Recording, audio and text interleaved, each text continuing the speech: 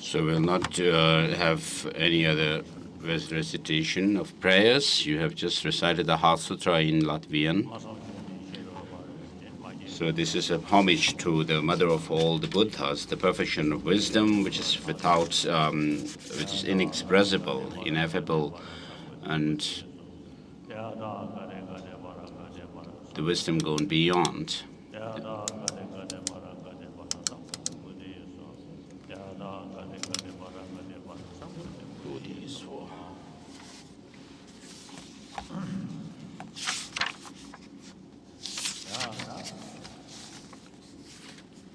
So,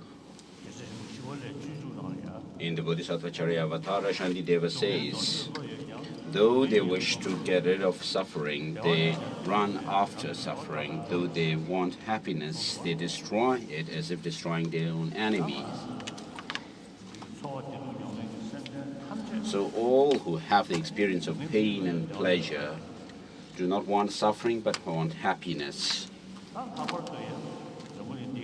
And particularly the people on this earth, the 77 billion people on this earth, all do not want suffering but want happiness. They are all equal in that respect. Though that is the case that they do not want suffering, they run after suffering. So right from the beginning of our life, when we were born, we have this desire to be happy and not to have suffering. So this is instinctive experience. But with regard to suffering, if you really think closely, the physical sufferings, of course, are the ones we need to overcome. But mainly it is the mental pain that we need to overcome. So when your mind is disturbed, I mean, you are unhappy. For example, if you are very angry, overcome with anger or jealousy, you will have unhappiness in mind. And also fear gives rise to this mental suffering. Although we do not want these painful experiences, suffering, what we do is we actually are passionate about engaging in or creating the causes of suffering within ourselves. And even we do have competitive sense, a sense of competition with others, wanting to have our own happiness. And therefore, we run after suffering despite not wanting it. And then, of course, with regard to happiness or well-being, we have the physical well-being, but the main experience of well-being or happiness is that of mental ones. So if you have a kind heart, if you have a warm heart towards others, you will have happiness. Because of our jealousy and competitive feeling of sense of competition, we have suffering. And if you are altruistic about others, wanting them to be happy and so forth, then you will have less competitive sense. Though you want happiness, you are not so interested in creating the causes of suffering, the happiness. In the world, if you look at the world, we know generally people have a materialistic way of life, materialistic culture, and the education itself, which is materialistically oriented. And because of that, we have jealousy and sense of competition with others. And so this is what we experience.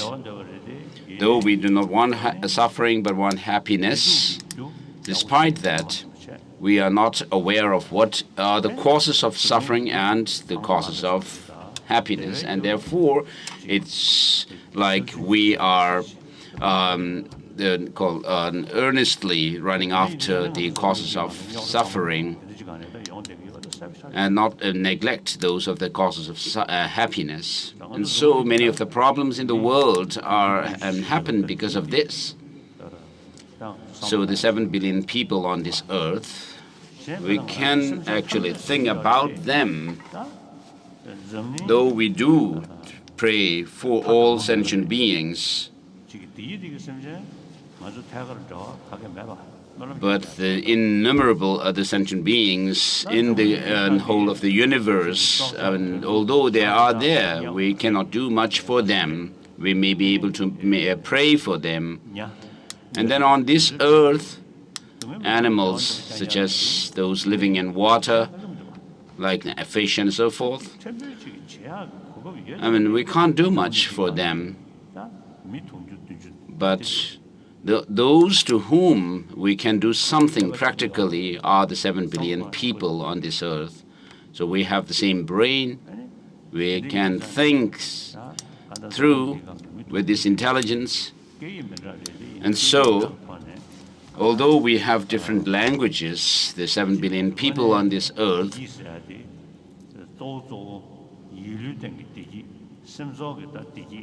the main experience of happiness or pleasure is our mental experience of pleasure or happiness. And these have to do with our mental experience. And we do not need to talk about religion as such. If you have a calm mind and so forth, we will have better physical health. So these days I talk about hygiene of emotions, or regarding hygiene of physical hygiene. We do have courses in the school systems and so forth. So of course the Buddha does talk about liberation and so forth, nirvana and so forth, but here, what I'm talking about is the 7 billion people who do not want suffering but want happiness. If we could share the knowledge about how to create happiness and overcome suffering, of course they can understand us because of the language. And even the scientists say that if you are overcome with great anger, very strong, intense anger, it actually depletes our immune system. Whereas if you are compassionate and kind, that also then helps your physical health as well. And so this is what the scientists said. And the most important thing that the scientists have said is, or are saying, is that the basic nature of human beings is compassionate. So human beings are social animals. So as long as you are a social animal, you live in a group, in a community, and so what brings us together, pulls us together, is love and compassion, and not it does not repel us. So the basic human nature is compassionate. As we all know, in our childhood, as soon as we were born from our mother, and we were nurtured and cared for by our mother, so the greater that care and love that we have received, the child becomes more happier and healthier and so forth. Whereas if the child is separated from his or her mother, and in fact, if the children meet with stepfather or mothers, they do not get adequate love and compassion, care from them, and therefore, as they grow up, they are less happy, and therefore, for our life, for our survival, we need compassion and love. So there are many different religious traditions on this earth.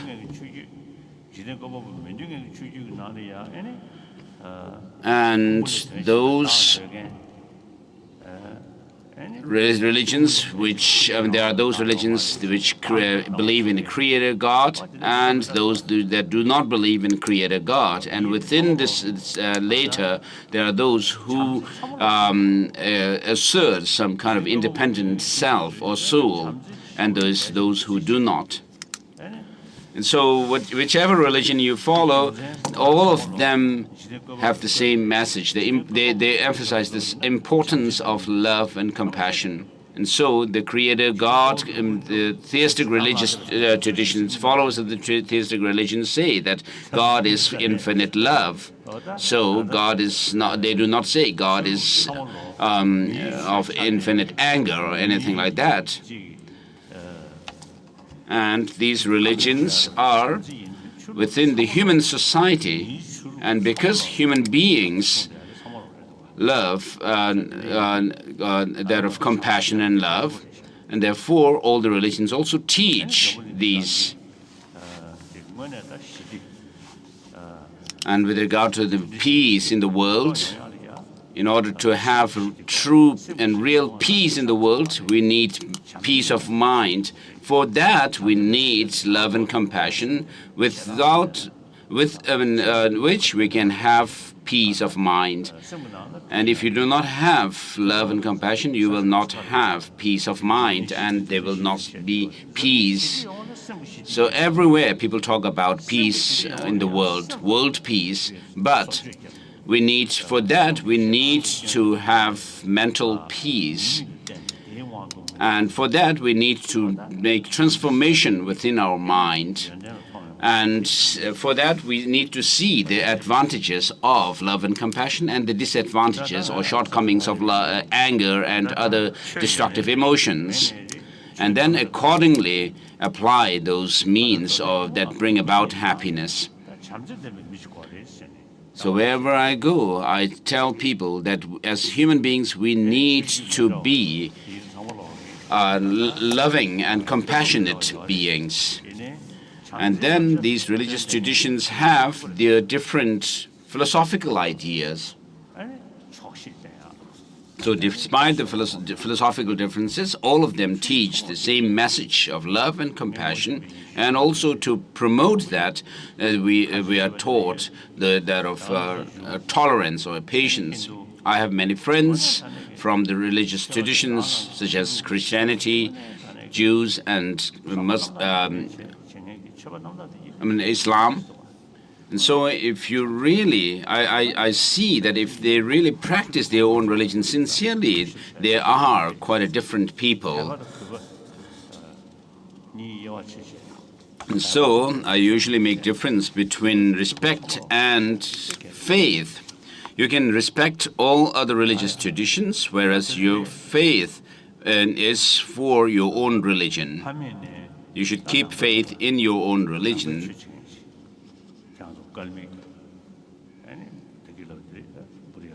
So here, as I said earlier, the people whom I'm giving this teachings is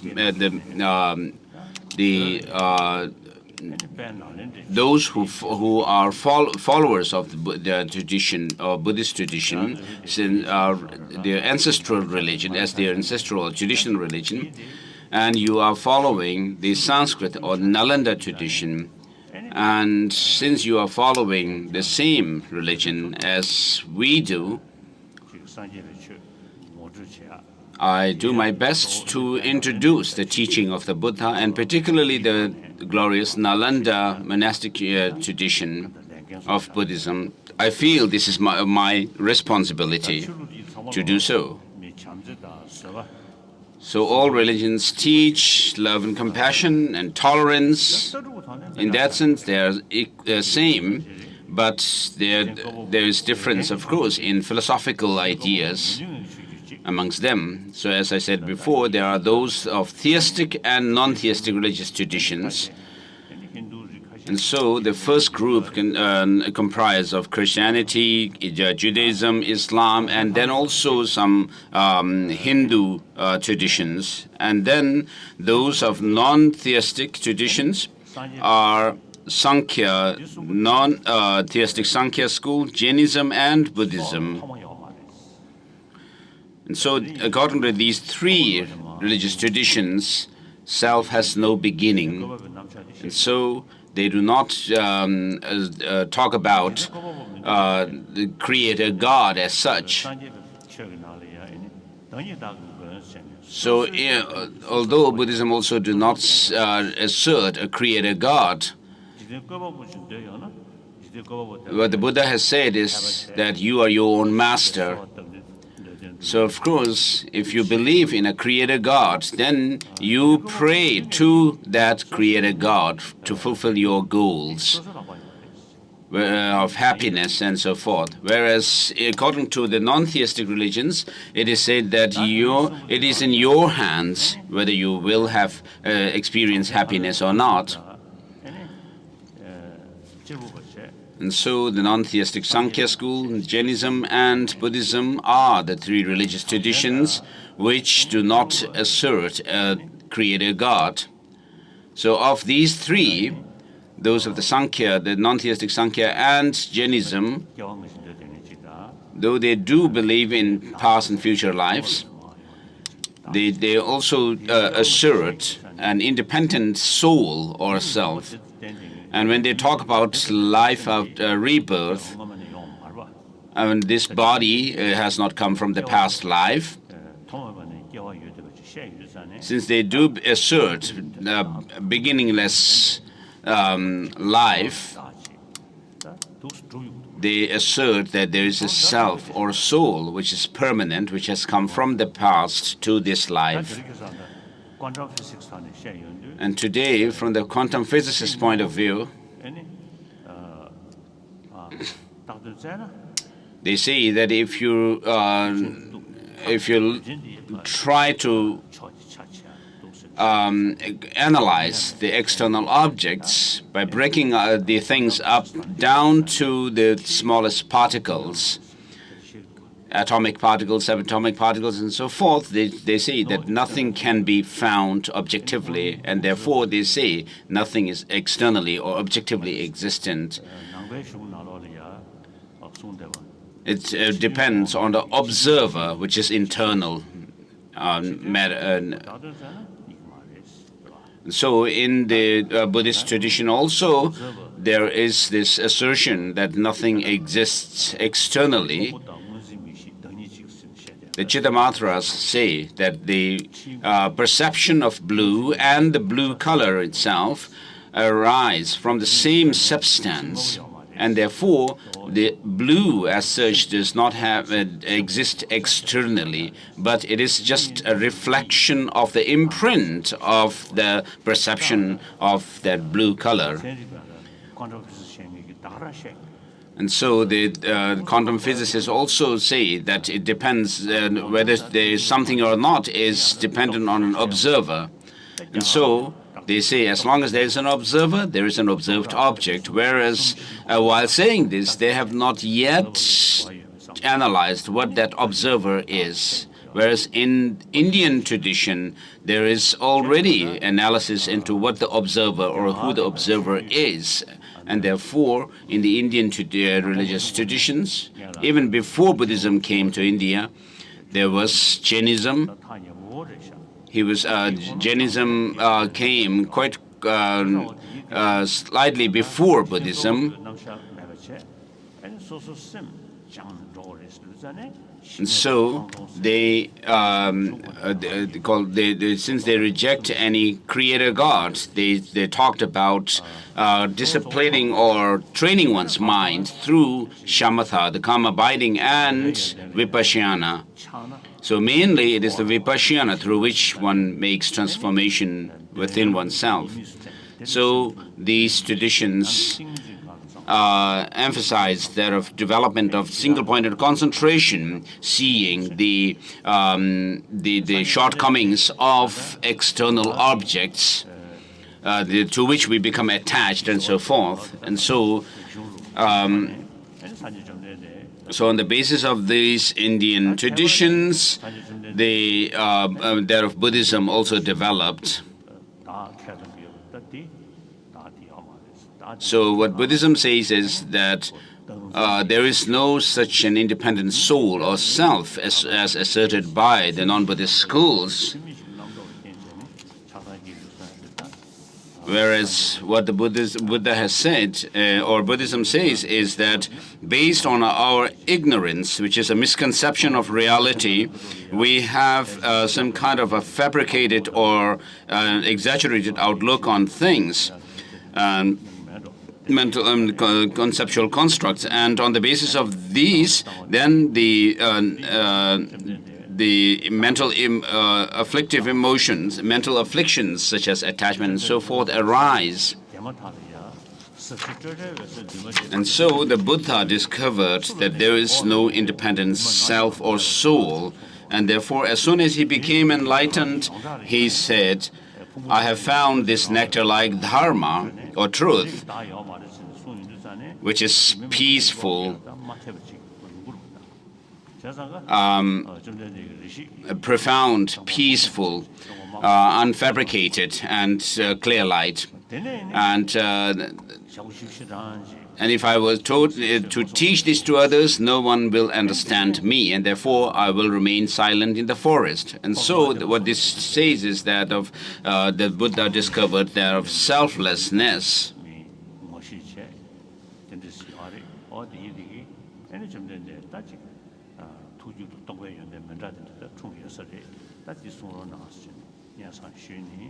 And so after he became enlightened, he didn't teach right away, but remained in the forest. And then as people and other beings came to know or became aware of the Buddha having discovered something new, they began to request him for teaching. And therefore he gave the first teaching, turned the first wheel of Dharma in Sarnath, in Varanasi, in which he taught the Four Noble Truths and 16 aspects of it, these Four Noble Truths, as well as the 37 harmonies of enlightenment. And of course, Vinaya was also taught at that time. And therefore, with regard to the monastic discipline, there is the Pali tradition, which is followed in Burma, Thailand, Sri Lanka, Cambodia, and Laos, and so.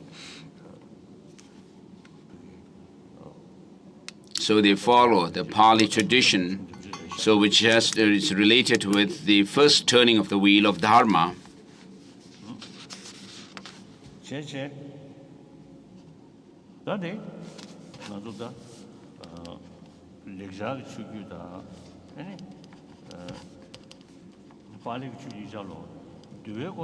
So both the Sanskrit tradition and the Pali tradition have the same practice of Vinaya, the monastic discipline. But because of the difference in the Vinaya lineage or the order, the Pali tradition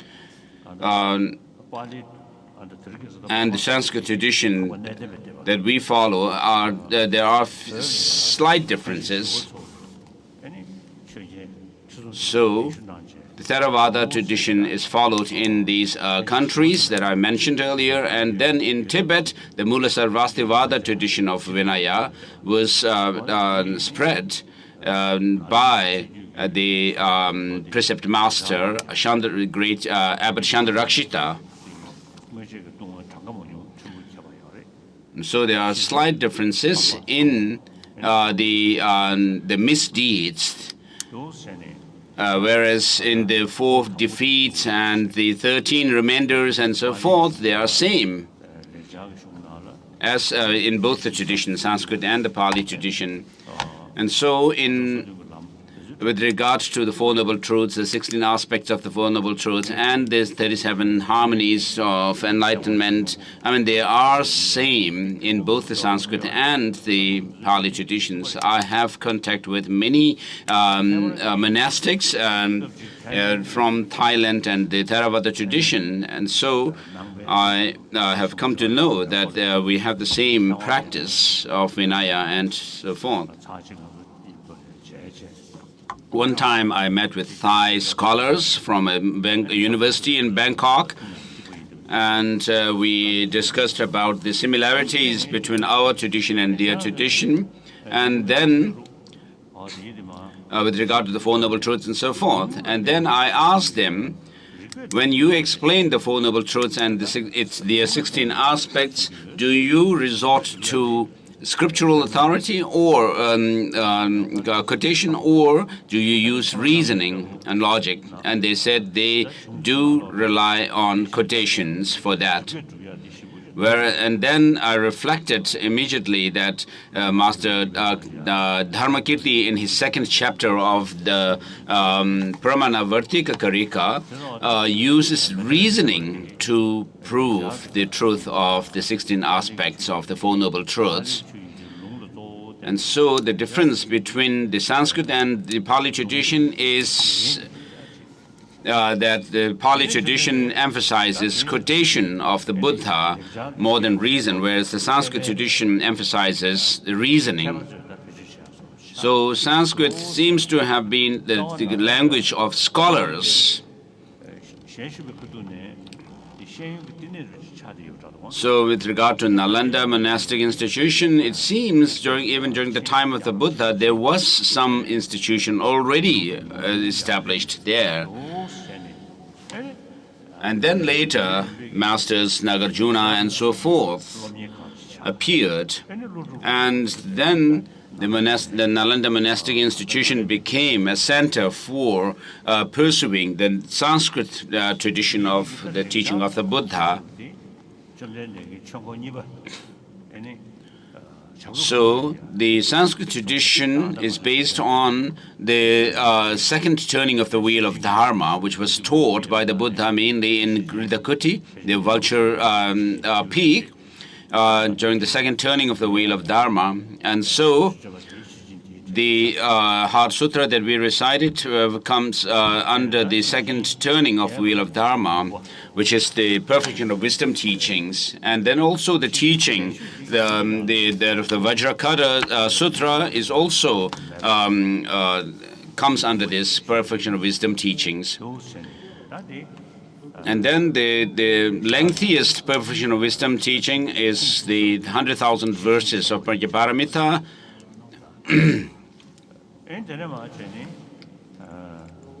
And so the Sanskrit tradition is based on the second turning of the wheel of Dharma, the perfection of wisdom teachings, and then also the Buddha gave other teachings, such as the third turning of the wheel of Dharma, which was taught in Vaishali.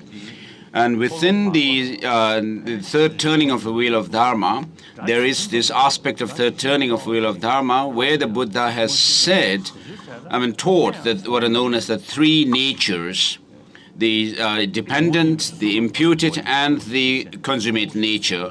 And so these were taught with certain aspects of the phenomena in the mind. The Buddha taught the Sandhi-Nimochana Sutra, whereas the other aspect of the third turning of the wheel of Dharma is the Tathagata Garbha Sutra, based on which Maitreya taught that of the Mahayana Uttara Tantra, which gives the 9 analogies and 9 reasonings. So it seems the Adiyoga in Dzogchen teaching seems to be related with seems to combine the theme of the second turning of the wheel of Dharma, which is emptiness of objects, and then the third turning of the wheel of Dharma, which is the of the clear light nature of mind, as taught in the Tathagata Garbha Sutra.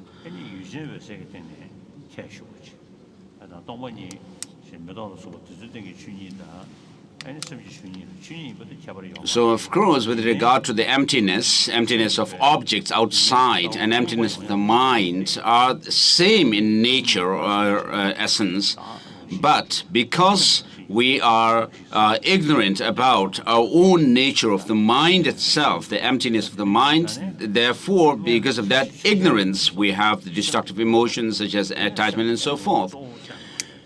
And so the Buddha emphasized that of the emptiness of the mind itself rather than the emptiness of other objects. So if you are able to put together the teachings, the themes of the first and second and third turnings of the wheel of Dharma, you will understand that the emphasis.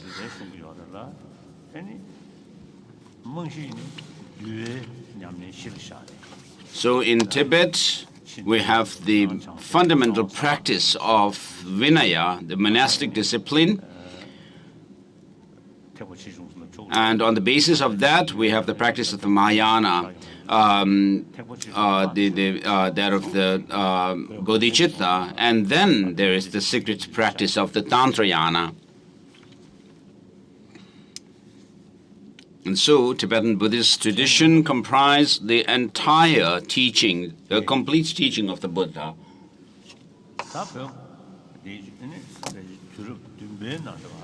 So in the 7th century in Tibet, since the Tibetan, in Tibet, human beings started living, civilization of human beings in Tibet, it seems to be the archaeologists have found the Stone Age tools. And so the Chinese archaeologists have said that it's been 35,000 years since human civilization started in Tibet.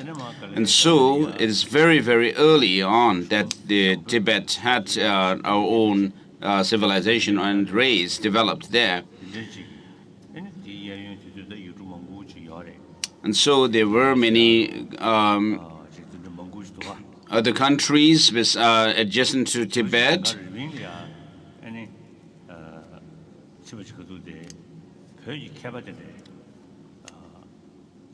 So when I was one time in Japan, we had Japanese Tibetologists. I was attending a meeting, and they were talking about Khotan and other kingdoms in those old times. And they were all looking towards Tibet as their role model, they told me. And then in the Chinese historical accounts, it is said that during the 7th, 8th, and 9th centuries, there were 3 kingdoms or empires: Chinese Empire, Mongol Empire, and the Tibet Empire. So the Chinese paid more attention to political affairs, whereas Tibet has paid more attention to spiritual side, and the Mongols to military affairs. So this is according to the Chinese historical accounts that this is said. So Tibet is, historically an old nation.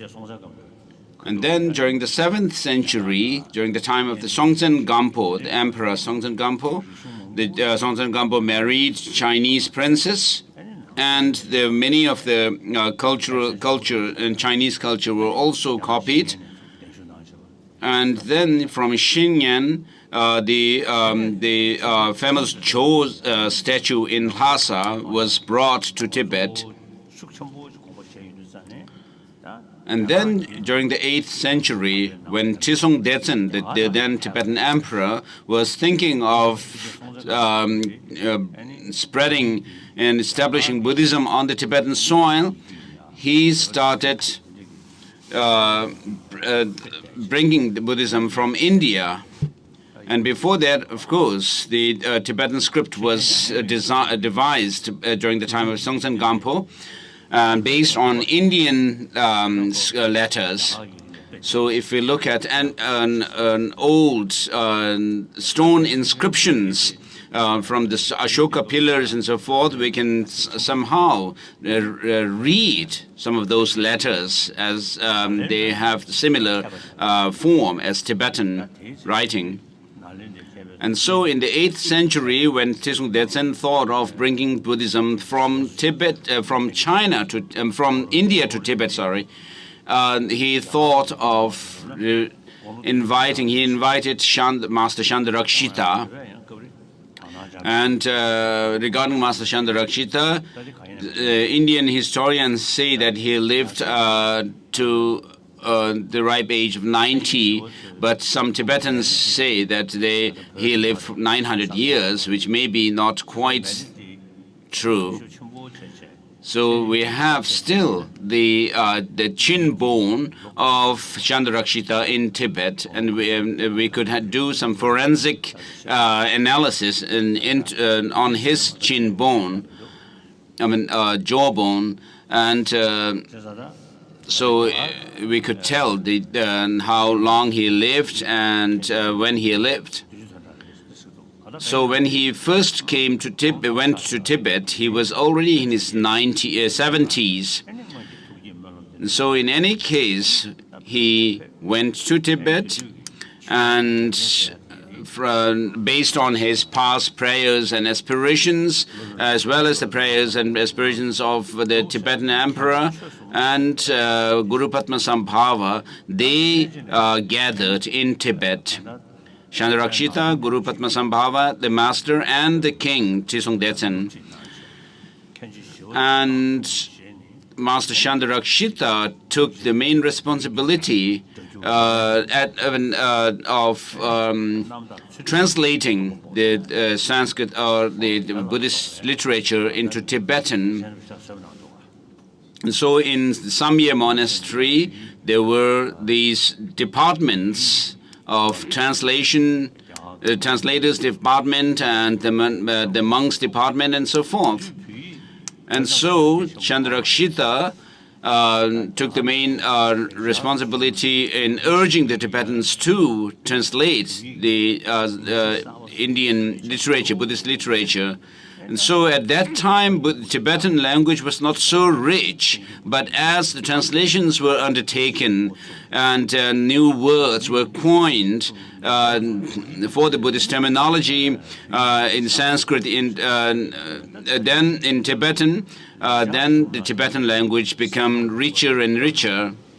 And so today, with regard to the Sanskrit tradition, with regard to explaining Buddhist tradition, philosophy, logic, and psychology, Tibetan language is the best language to explain precisely this Nalanda tradition.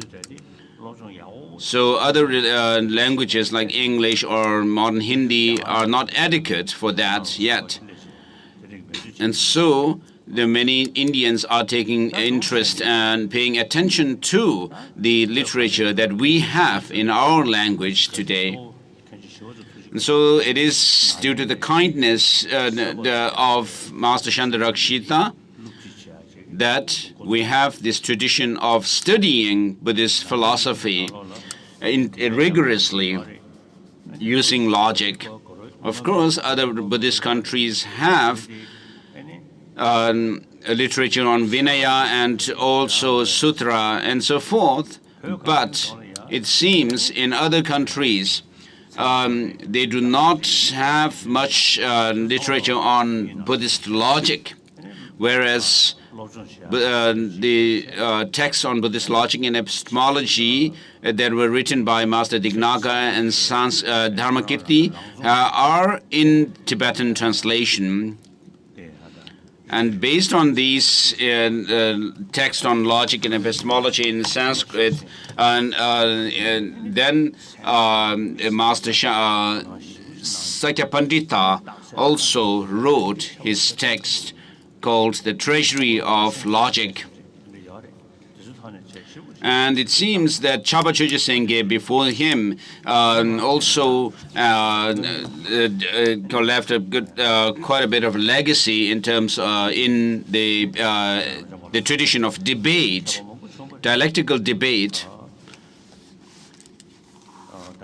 And so there were many Tibetan masters in the old tradition, Nyingma tradition, and then also in the Sarma tradition, such as the masters of Sakya, Ngorpa, and Tsarpa in the Sakya tradition itself.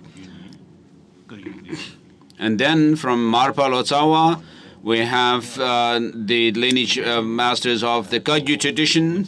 And then George or Atisha, from him we have the Kadam, old Kadam tradition, within which there are the three strands of Kadam Shungpawa, Lamrimpa, and Mengakpa.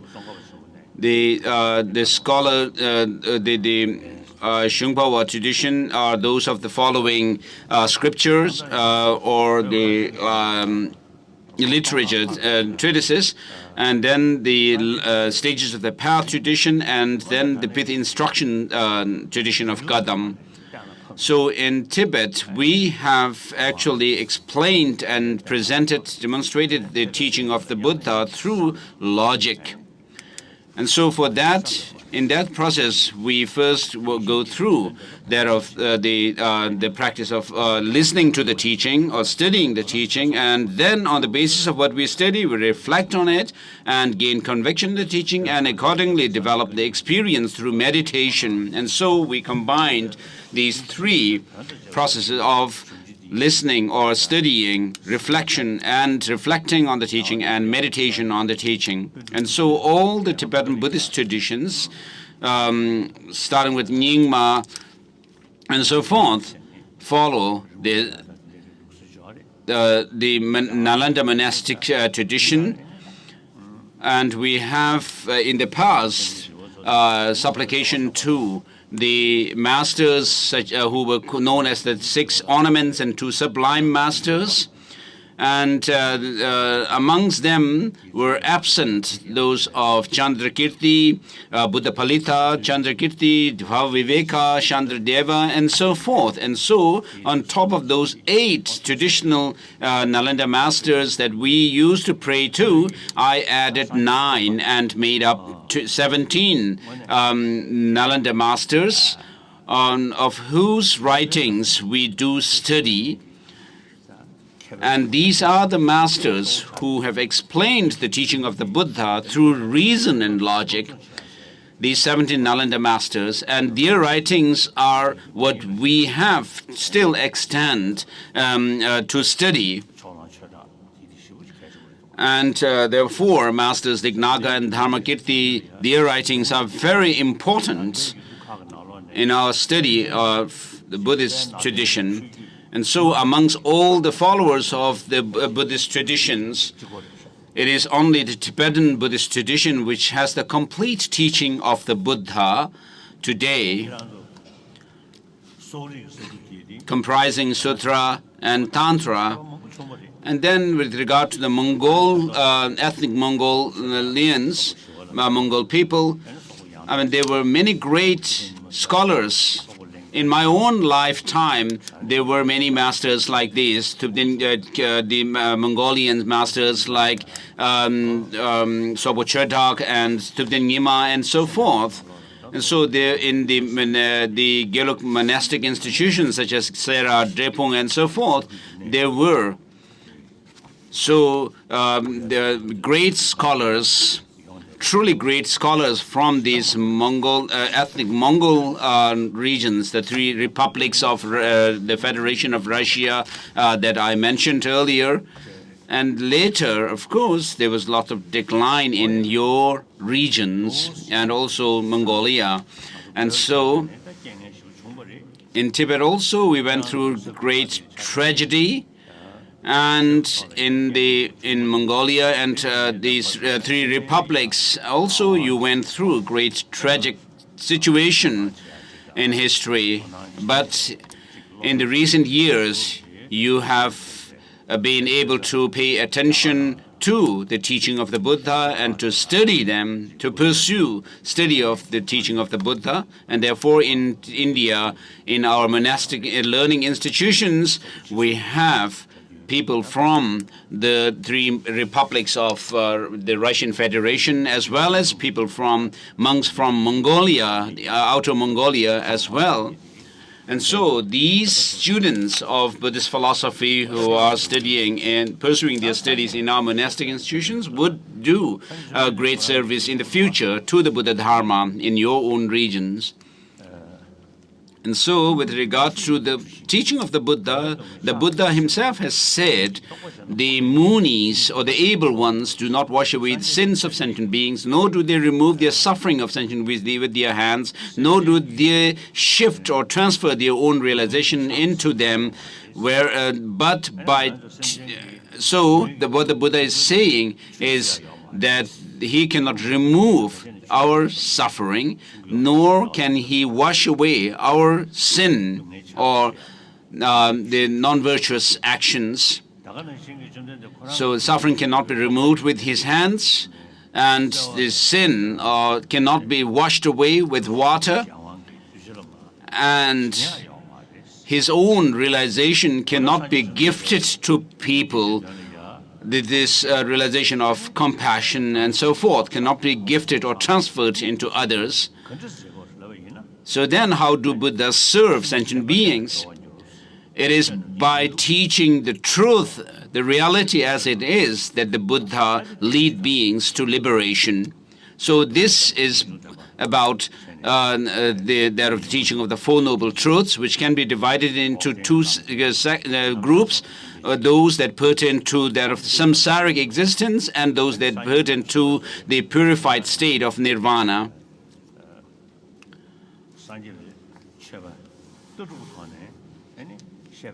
So from the philosophical point of view, the Buddha's teaching comprise of the four, what are known as the four seals of Dharma, which is to say that all contaminated things are in the nature of suffering. Everything that is comes through cause and conditions are impermanent, and that there is no self, and nirvana is peace. So if you do not understand these four seals of the Dharma, you may be wearing the monastic robes, but you, from the philosophical point of view, you are not a Buddhist as such, a practitioner of Buddhism as such. So what we need to do is study the teaching of the Buddha and understand the truth and the reality as taught by the Buddha. And so what is that about? Master Nagarjuna has said that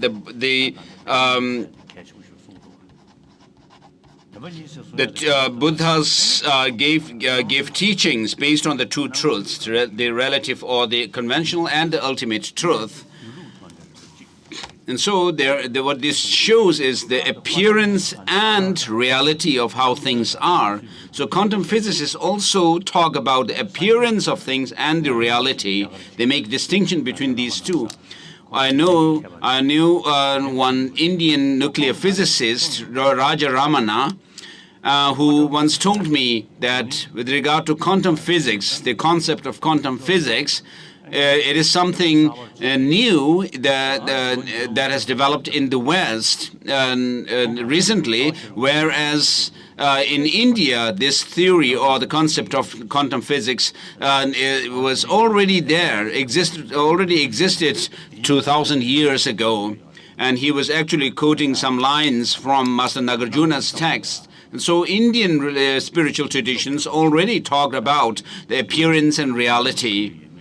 So we should not be content with the appearance of things, but we need to go to the deeper reality of how things really are.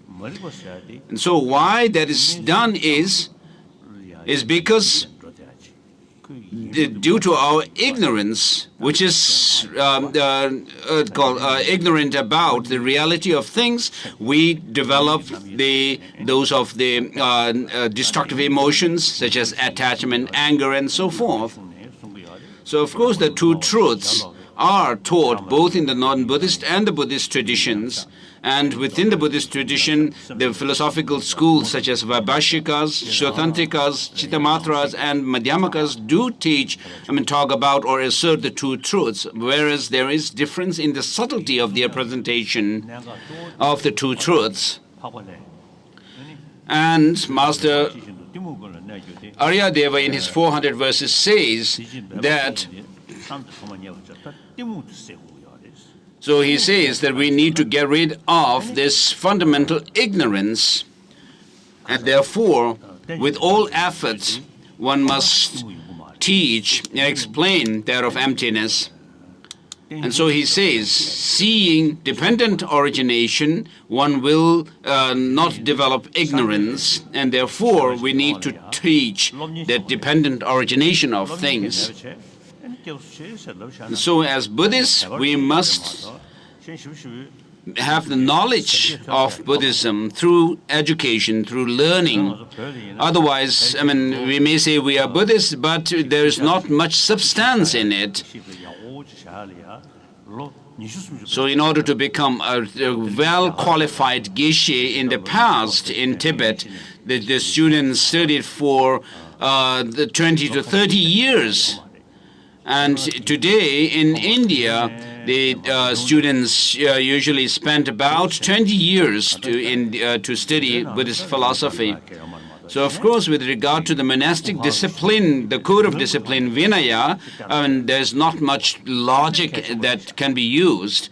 But the other subjects that we study, in them we can use logic and reasoning. And in terms of using logic, the Buddha himself has said, O scholars and monks, O monks and scholars, just as you test the purity of gold by heating, rubbing, and cutting, likewise, you need to examine my teaching and then follow, accept it, not because you have devotion or faith in me. And accordingly, masters like the Dharma, Nagarjuna and Chandrakirti, and particularly Chandrakirti in his Madhyamaka Avatara says that just like this, we need to see the certain teachings of the Buddha as interpretable or provisional ones. And he actually counts 10 different sutras in his auto-commentary on Madhyamaka Avatara. And so this is done through reasoning and logic, not just following scriptural authority. And so they say, these masters say that we cannot take such and such teachings as definitive because they go against reason if we do so. And therefore you find contradiction when you delve into these teachings, the sutras, through reason. And therefore, whoever has said, whatever, if that teaching cannot be, goes against reason, you cannot take them literally. Whereas those teachings which cannot be undermined or by reason, they can be taken literally. And so, of course, I do respect all religious traditions, as I said before. But this way of called checking the teaching of the Buddha through logic exists only in the teaching of the Buddha and no other religious traditions. So in the beginning, when I had the interest to do have discussions with scientists, some of my friends, Westerners, American, who have interest in Buddhism, I expressed this wish to have discussions with scientists, modern scientists, and they warned me, you have to be careful, because science is killer of religion, and so destroyer of religion. And so as they told me this, I reflected on the Buddha's own words where he says, "O monks and scholars, just as gold is tested, and by heating, rubbing, and cutting, likewise you need to examine my teaching." And so felt that there's nothing wrong in having discussions with scientists, and so it's been over 30 years that I have had discussions with scientists, and there are many things that they can learn from Buddhist tradition. And with regard to the physics, and there are many important points that we can learn from the scientists themselves as well. And so we have mutual benefit when we from these discussions. And then Russian scientists are also having discussions with us. And so modern science and with regard to modern science, I have had discussions with mostly Americans and then also Japanese. And recently I have started having discussions with Russian scientists as well.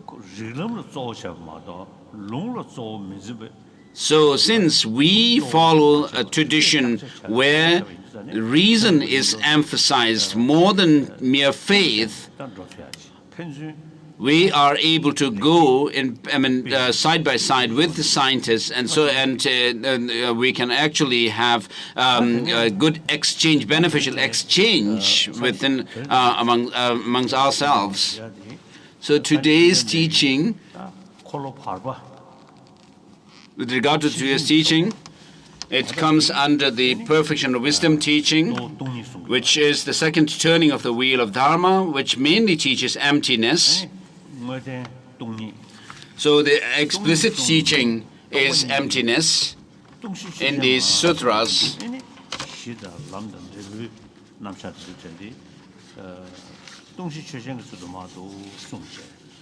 And whereas those of the basis, the path, and the results are used as the basis of emptiness, on which emptiness is established. So with regard to this explicit teaching, which is emptiness, Master Nagarjuna and has made it clear, explicated that teaching in his writings. Whereas the implicit teaching, which comprise those of the path, the basis, and the result, the progression along the path, I read it was explicated by Maitreya, and so regarding Maitreya, I read in one of the commentaries by Wensek, a Korean master of the past, who has written a commentary on Sandini Mochana Sutra unraveling the thought of the Buddha. He mentions Maitreya as a human son of human parents. So it seems there was Maitreya, a human being, as well as a Maitreya who is a deity. So we usually have the 5 treatises of Maitreya, and particularly the Abhisamaya Alankara, ornament to the ornament of clear realization. It seems some people are waving their hands. Maybe they are not hearing the translations. Which language are they listening to? Please check. Check. Please check which language they need or they are listening to.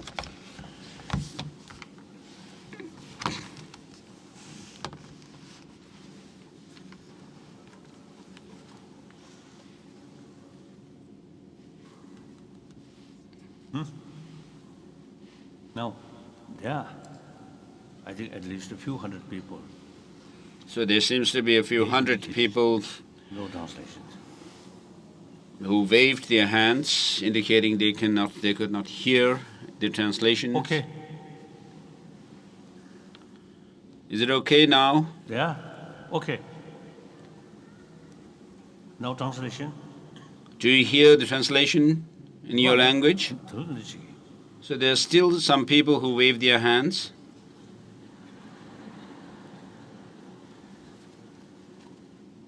This or this? Is it thumbs up or down?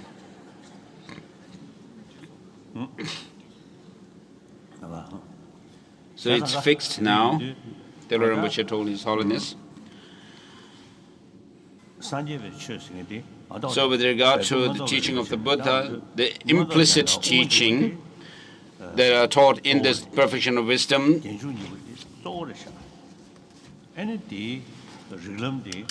are found in the Abhisamaya Alankara and Madhyamaka Avatara as well. And then to study these texts, we have the Pramanavartika Karika, the commentary on validity by Dharmakirti, which is used as a support for the understanding of the teaching of the Buddha. And then there are the commentaries by Arya Vimukti Sena and Haribhadra on that of the Abhisamaya Alamkara and the Paramita Sutras. Vimukti Sen, Arya Vimukti Sena's commentary is on the Abhisamaya Alankara together with that of the 25,000 verses of Panchaparamita, and Haribhadra's is a commentary on Abhisamaya Alankara together with the 8,000 verses of Panchaparamita. So, with regard to the teaching of the Buddha, there are the twofold teachings, which are the general structure teaching and those of the specifically tailored teachings. So the tantric teachings come under the second category, which were taught to very specific disciples according to their psychophysical dispositions. So these teachings cannot be generalized. And therefore, we need to pay attention to pursue study of the general structure of the teaching of the Buddha, the Sutrayana teachings. So these days, I tell the Himalayan region, people of the Himalayan region, that even if you may have a very small monastery or a temple, they should be turned into a place of studying teaching of the Buddha. And the monks who are taking care of those temples should be able to explain the teaching of the Buddha to the pilgrims who visit them. And so, recently I met in Delhi a group of people from the Himalayan regions who have who have this project of turning the monasteries and nunneries into learning centers of Buddhism. So even if it may be a small monastery or nunnery, they are willing to turn them into monastic institutions of learning. So I met them recently in Delhi, and I really praised them. And so similarly, Buryat and the Mongolians and Tuva and Kalmykia, you also have some monks in your... I mean, those monks should also study Buddhist tradition, just wearing the monastic robes and not really understanding Buddhism as no meaning, not much meaning. So it's very important for you to pursue study of the teaching of the Buddha. And not only the monastics, monks and nuns, but even today, even lay people do study called debate, dialectical debate. They do debate. And also in our secular schools in India, Tibetan schools, we teach children debate, dialectical debate. So this Nalanda monastic institution lineage that we follow is a tradition which we must follow through reason and in order to preserve the teaching of the Buddha. I always tell people that we cannot preserve the teaching of the Buddha merely through faith, following the Haribhadra's Sputa Artha, clear meaning text, which is a commentary on Abhisamaya Alankara. wherein he mentions the followers of the Buddha in terms of the dull-witted and the sharp-witted ones. So if you follow according to the dull-witted, the pattern of the dull-witted people, I tell that we don't know how long the tradition of the Buddha can live. Whereas if you follow those of the sharp faculty, the pattern of the sharp faculty, in the fashion of sharp faculty ones, then the teaching of the Buddha may live long. And though in order to understand the teaching of the Buddha, we need to really understand what is meant by the true cessation and true path, and thereby understand the teaching well, and thereby help the teaching of the Buddha to prosper and to live long. So otherwise, mere faith does not have much weight for the preservation of the Dharma for long. So if you really follow the teaching of the Buddha on the basis of mere faith, which is the way the dull faculty ones follow the teaching, I don't know how long the teaching of the Buddha will survive. Who will really follow those who base themselves merely on faith? So it will not help you to transform and to subdue your mind, and it will not help the preservation of the teaching of the Buddha as well. So if you follow the fashion of those of the sharp faculty, you can actually have discussions with the scientists because of reasoning that you follow. So in this way you can help in preserving the teaching of the Buddha for long, and therefore it is important for you to study the teaching of the Buddha, and it will be good to help the students in schools also to study the teaching of the Buddha.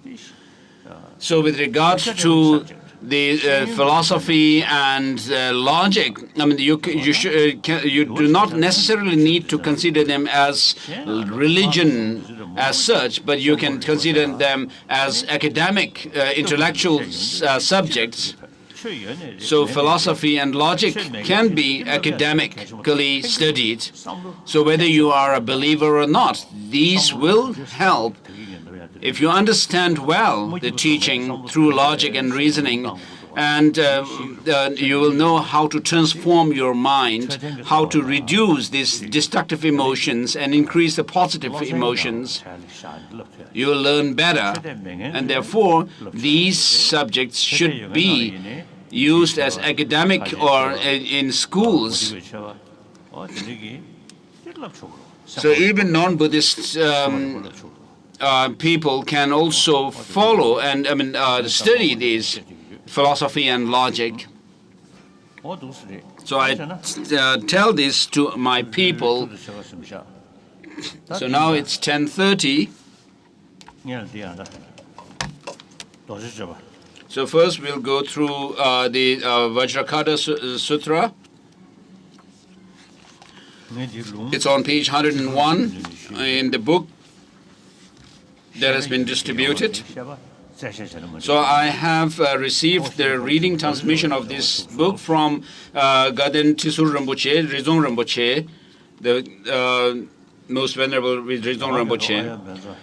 So the Exalted Mahayana Sutra on the Wisdom Gone Beyond, called the Vajrakata. So in the Indian language, it is Vajrakata Nama Pranjaparamita Mahayana Sutra, and then the title in Tibetan is given, and then the English title is the Exalted Mahayana Sutra on the Wisdom Gone Beyond, called the Vajrakata. And so, with regard to the titles, there are titles given after the author, and there are titles which are given according to the content of the books. So here, this title comes from the content or the subject matter. And so in the teaching of the Buddha, wisdom or intelligence is very important. In Bodhisattvacharya Avatara, Shantideva says all these branches of the teaching were given by the great able one for wisdom. So, of course, Buddha has the qualities of power, wisdom, and compassion, but mainly we need to emphasize that of the teaching of the Buddha emphasizes the wisdom. And with regard to the Bodhisattvas, it is mentioned in either Vimukti Sena's commentary on the Abhisamaya Alankara or Haribhadra's commentary. It says the Bodhisattvas observe those of sentient beings with their compassion, and with their wisdom they observe enlightenment. So without this wisdom, which is focused on enlightenment, Buddhahood, and even if you may have compassion observing sentient beings, there is not much that you can develop in order to reach that goal of enlightenment if wisdom is not there. So with the wisdom of emptiness, that realizes emptiness, it first serves as antidote to the grasping at true existence of things. And so it also serves as antidote to our destructive emotions. So with regard to the antidotes, there are antidotes which kind of shake the temporarily kind of suppresses those of negative emotions, the mental afflictions, such as reducing attachment, clinging attachment, or anger, and so forth. But these antidotes or the counterforces do not get rid of them, these negative or mental afflictions. Whereas what actually uproots these mental afflictions is that of the realization of emptiness. As Master Nagarjuna says, through elimination of karma and mental afflictions, there is nirvana, and karma and afflictions arise through conceptual constructs, and these in turn are rooted in the fabrication, and fabrication is done away with by emptiness. And Master Nagarjuna also says, because of our mental constructs or fabrication, mental constructs or this exaggerated outlook, we develop attachment, anger, and confusion. And these, in turn, this mental construct also, exaggerated outlook also arises from the holding on or grasping at absolute attractiveness or unattractiveness in things, which is to say that of grasping at true existence in things. And so, with regard to this mental projection that we are talking about, one scientist, an Aaron Beck, who is a psychiatrist, he told me that when someone becomes angry, the person to whom they are angry or the thing they are angry at looks absolutely negative, whereas 90% of that negativeness is our own mental projection, their own mental projection. And so he is not a religious person, but from his decades of treating people with psychiatric problems, he has actually found that to be the case. And so because of our exaggerated outlook, seeing things as absolutely attractive or unattractive, we become attached or angry. And we see things absolutely in black and white. And so one quantum physicist has actually said that someone who is fully convinced of the quantum physics, that there is nothing objectively existing, and such a person who has a deep conviction and in confidence in it is not does not see things in black and white. This is true because when you are angry at somebody, you'll see the person to be absolutely negative. Whereas the next days, when your anger has subsided, you will find what you have actually projected onto the person is not true, that you have really mentally projected something onto that person.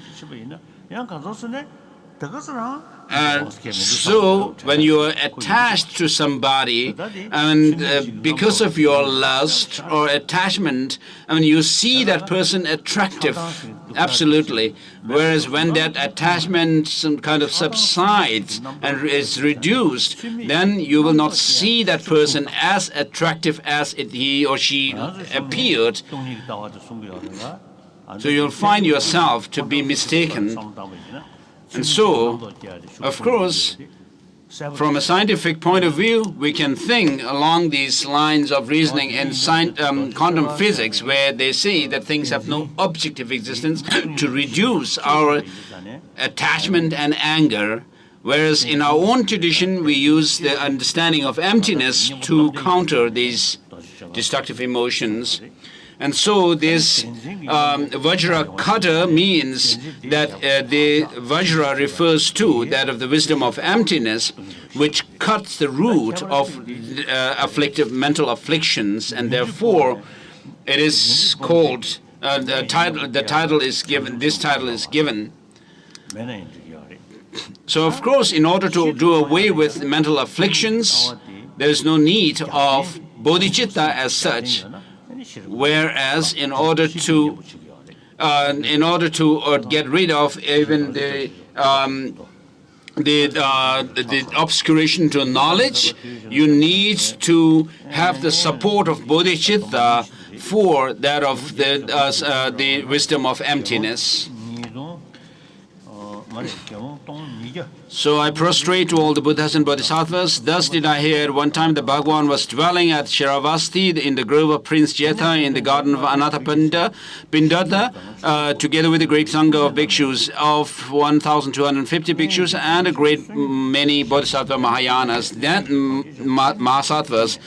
Then in the morning, having put the lower and upper Dharma robes and carried the begging bowl, the Bhagavan entered the great city of Shiravasti to request alms. Then, having gone to the great city of Shiravasti to request alms, the Bhagavan afterwards enjoyed the alms food, and having performed the activity of food, since he had given up alms of latter food, put away the begging bowl and upper robe. He washed his feet, sat upon the prepared cushion, and having assumed the cross-legged posture, straightened the body upright and placed mindfulness in front.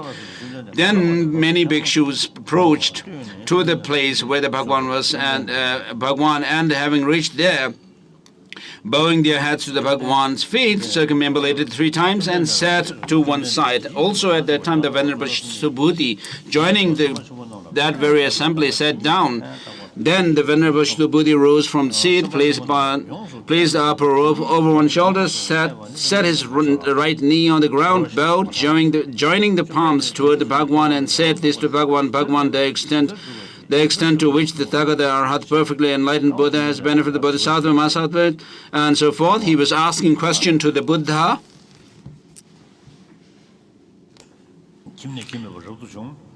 So having become a monastic, leaving home to homelessness, and then following the 4 principles of the monks,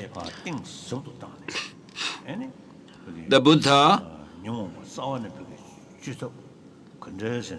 sat in meditation, and then Subhuti was asking how to go deeper in one's meditation to uproot that of our negative emotions, the mental afflictions.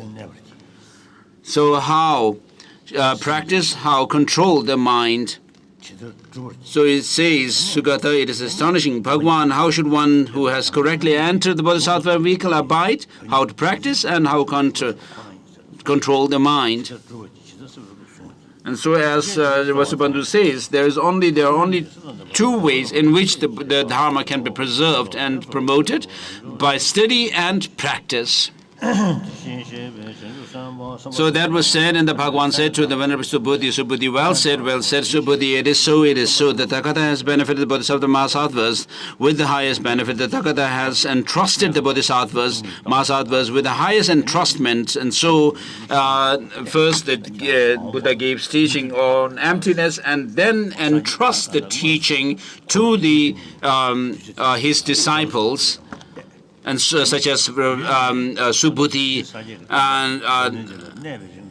and then says that as long as these teachings survive in the world, it must be preserved. This teaching on emptiness must be preserved. So in this way, the Buddha entrusts the teaching. So this is about entrustment of the teaching to his disciples. Subhuti, therefore, listen properly, retain it in mind, and I'll explain you how one who has correctly entered the Bodhisattva vehicle should abide, how to practice, and how to control the mind. Having replied, Bhagwan, so be it. The Venerable Subhuti listened in accordance with the Bhagwan, and the Bhagwan said, Subhuti, here one who has correctly entered the Bodhisattva vehicle should generate the mind of enlightenment, thinking this. As many as are included in the category of sentient beings, born from egg, born from womb, born from heat and moisture, born from miraculous leaf, with form, without form, with discrimination, without discrimination, without discrimination, but not without subtle discrimination, the realm of sentient beings, as many as designated by imputation as sentient beings. So, in other words, these are talking about those of the desire realm, form and formless realms, the realm of sentient beings, as many as designated as by imputation as sentient beings. So here it is by imputation, designated by imputation, shows that the sentient beings are designated, imputed, or by the designations. And so sentient beings do not have any self-sufficiently self-sufficient existence, and so they are imputed or designated. All those I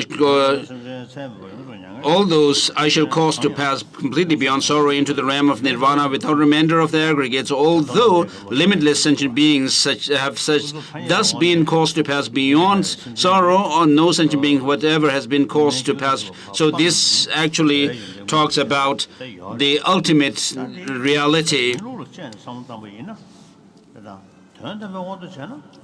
So when you do the ultimate analysis into the nature of things, I mean, nothing, of course, is there, such as sentient beings do not exist. Sentient beings who are to attain nirvana and so forth do not exist. They are merely imputed. Why is that, Subhuti? Because if a bodhisattva engages in discriminating a sentient being, he is not to be called a bodhisattva. Why is that, Subhuti? If anyone engages in discriminating a sentient being, or engages in discriminating a living being, or engages in discriminating a person, they are not to be called bodhisattva. Further, so with wisdom, this is related to what I mentioned earlier, observing enlightenment with wisdom. Further, Subhuti, a bodhisattva gives gift without abiding in a thing, gives gift without abiding in any phenomena whatever. A gift should be given not abiding in visual form. A gift should be given not abiding in sound, smell, taste, tactility, or phenomena either. Subhuti, without abiding in discriminating anything whatsoever as any sign, does a bodhisattva give a gift. Why is that, Subhuti? Because the heap of merit of that bodhisattva who gives a gift without abiding with Subhuti is not easy to take the measure of. Subhuti, what do you think about this? Do you think it is easy to take the measure of space in the east? Subhuti replied, Bhagwan, it is not so. The Bhagwan said, Subhuti, similarly, do you think it is easy to take the measure of space in the south, west, north, above, below, the intermediate directions and the 10 directions? So, whatever practices one undertakes, they are merely designated, and therefore they do not have any intrinsic ultimate reality. So Subhuti replied, Bhagwan, it is not so. The Bhagwan said, Subhuti, similarly, the heap of merit of that bodhisattva who gives a gift without abiding is also not easy to take the measure of. Subhuti, what do you think about this? Is one viewed as the Tathagata due to the perfect marks? Subhuti replied, Bhagwan, it is not so. One is not viewed as the Tathagata due to the perfect marks. Why is that? Because that itself, which the Tathagata called perfect marks, are not perfect marks. He replied thus, and the Bhagwan said this to the Venerable Subhuti.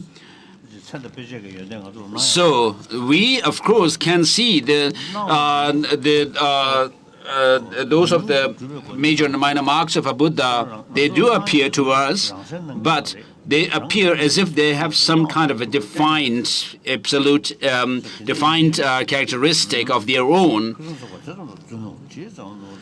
He replied thus, and the Bhagavan said this to the Subhuti: Subhuti, to the degree there are perfect marks, to that degree there is deception. To that degree there are no perfect marks. To that degree there is no deception. Thus view the Tathagata as marks and no marks.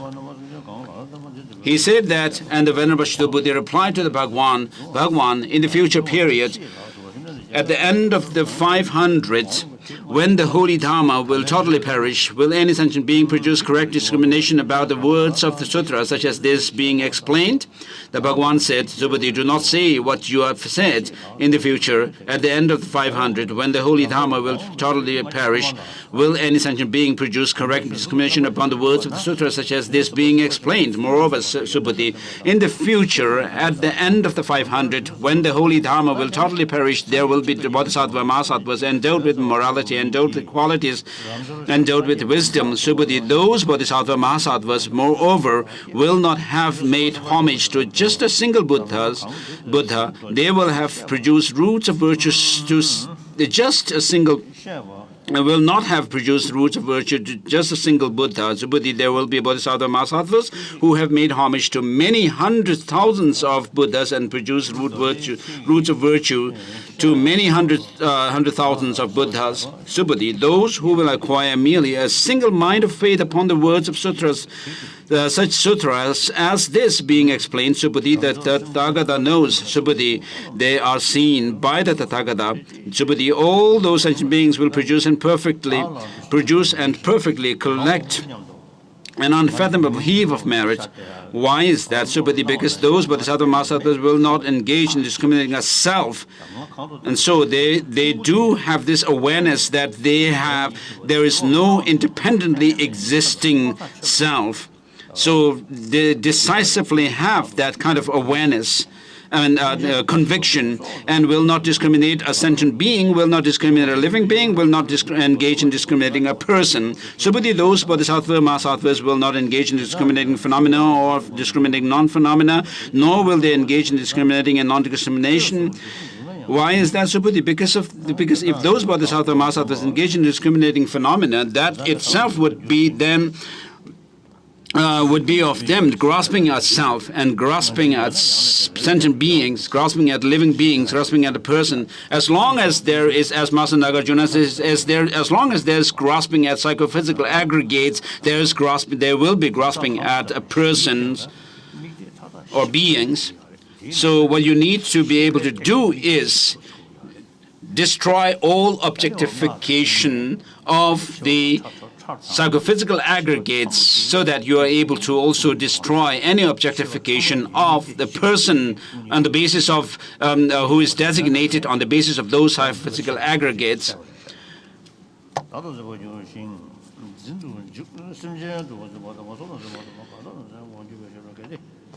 Because even if they engage in discriminating phenomena as non-existent, that would be of them grasping a self and grasping a sentient being, grasping a living being, grasping a person. Why is that? So further, Subhuti, because a bodhisattva should be not wrongly grasp phenomena, nor grasp non-phenomena.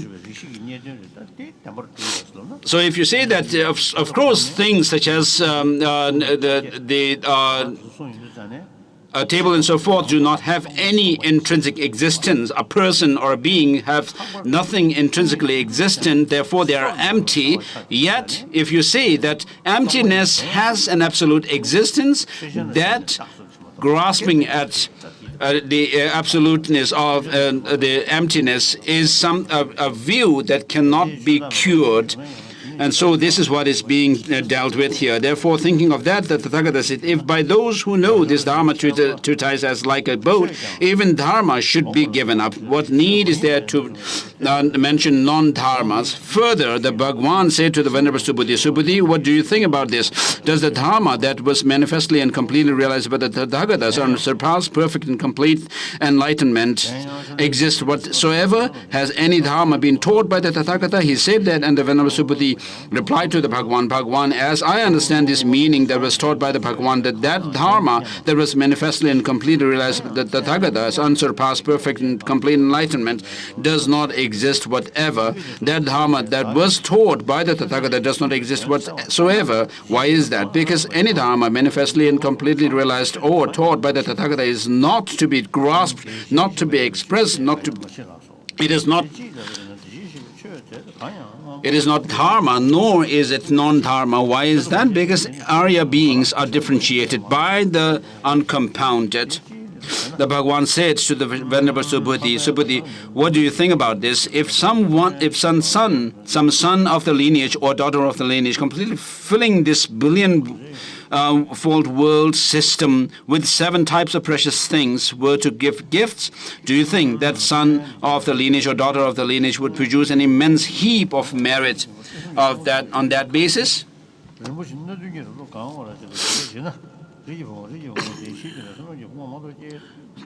Subhuti replied, Bhagwan, immense. Sugata, immense. That son of the lineage, daughter of the lineage, would produce an immense heap of merit on that basis. Why is that? Bhagwan, because that very heap of merit is not heap. So when you do analyze and try to search for the identity of the heap, there is nothing, the merit, there is nothing that can be found. So Chandrakirti says, just as a chariot cannot be found when you analyze into its analyze its path, nothing can be found. Yet the things must be imputed or accepted as designated. Otherwise, your view of, if you say that things can be have some true existence even after searching for the identity, then that shows that things can have some true existence. And conventional things can actually stand the test of the analysis of ultimate reality. So Buddha replied, Bhagwan, it's not so. Why is that, Bhagwan? Because, and so forth. So in order to attain the state where you have overcome both the stains of afflictions and then also knowledge, obscuration to knowledge,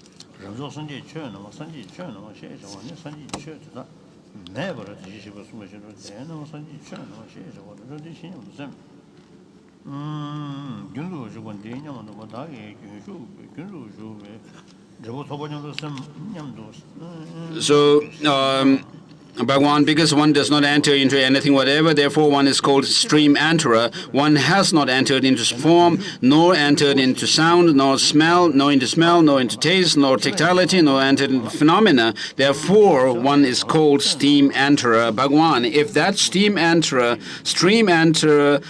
were to think, I have attained the result of stream enterer, that itself would be a grasping of that as a self, grasping as a sentient being, grasping a living being, grasping as a person.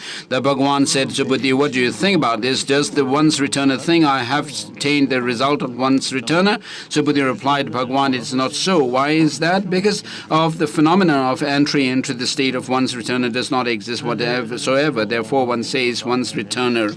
The Bhagwan said, Subhuti, what do you think about this? Does the non-returner think I have attained the result of non-returner? Subhuti replied, Bhagwan, it is not so. Why is that? Because the one phenomenon of entry into the state of non-returner does not exist whatever. Therefore, one stays non-returner. The Bhagwan said, Subhuti, what do you think about this? Does the Arhat think I have attained the result of Arhatship? Subhuti replied, Bhagwan, it is not so. Why is that? Because the phenomena called Arhat does not exist whatsoever. Bhagwan, if the Arhat were to think I have attained the result of Arhatship, that itself would be a grasping of that as a self, grasping at the self, grasping as a living being, grasping as a person.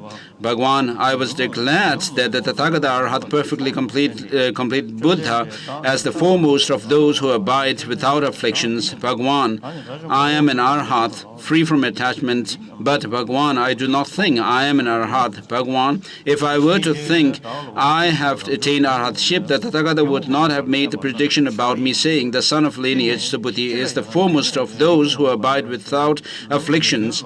Since not abiding in anything whatsoever, he abides without afflictions. He abides without afflictions.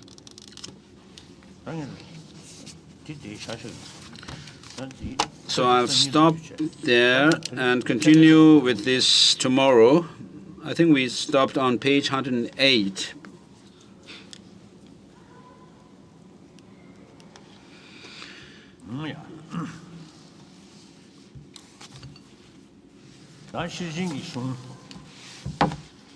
Let's switch to the other text. So as I said before, the Panchaparamita Sutras have the explicit teaching of emptiness and the implicit teaching of the progression along the path.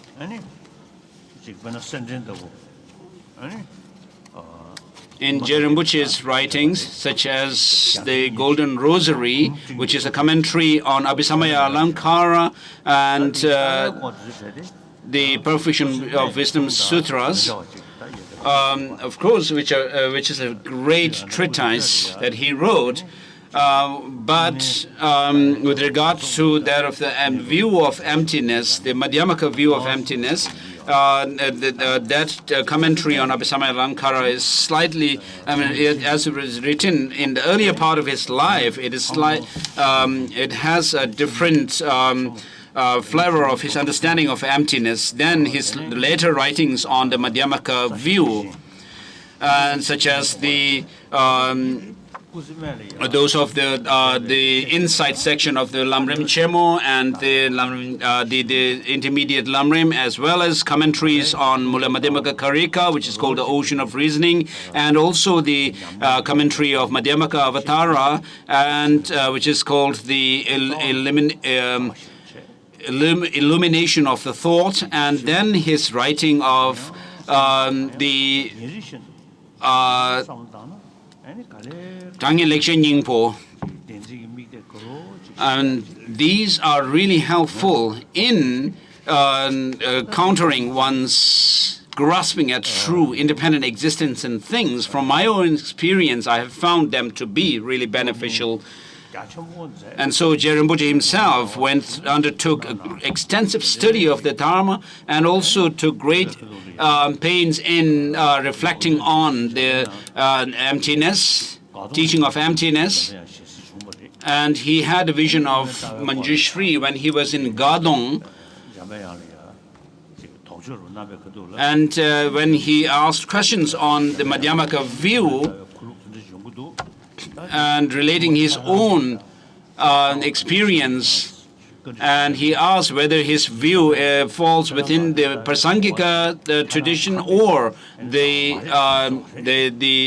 Savatantrika Madhyamaka view, and the Manjushri replied saying none of these two. And so Manjushri advised him to study the texts of Nagarjuna and his disciples and followers, spiritual sons, and then gave teachings, some instructions on the meditation on emptiness. And he advised Master Tsongkhapa to go through the practice of purification and accumulation, purification of negativities and accumulation of merit. And so if you combine these, the study and practice of purification and accumulation, well, then you will soon realize emptiness correctly. And therefore, Je Rinpoche left everything behind, leaving his students to whom he was teaching extensively, and went to live in the seclusion. And so when he was advised to leave as a hermit, Je Rinpoche was concerned if people would criticize him for leaving his students behind, and Je Rinpoche was told by Manjushri that whether you will be able to benefit sentient beings or not, I would know it. If people criticize you, practice patience. And therefore, accordingly, Je Rinpoche left the monastery and engaged in the practice of purification and accumulation of merit, and read Master Nagarjuna's treatises as well as the commentaries by his disciples and followers. And when he was reading the Buddha Palita,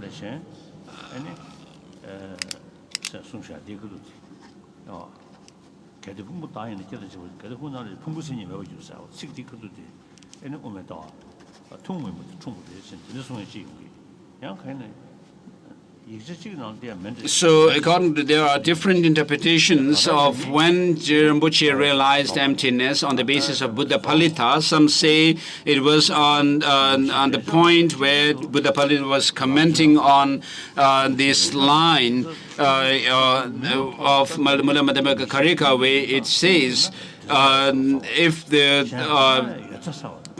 aggregates were the self and so forth, and others say if it was at the time when, at the point of commenting on this verse, which says if it were separate from the aggregates and so forth. So in any case, Je Rinpoche realized emptiness on the basis of Buddha Palita commentary on Mula Madhyamaka Karika, and then he gained a very special inspiration and admiration to the Buddha, and he wrote accordingly the praise to the Buddha for teaching dependent origination.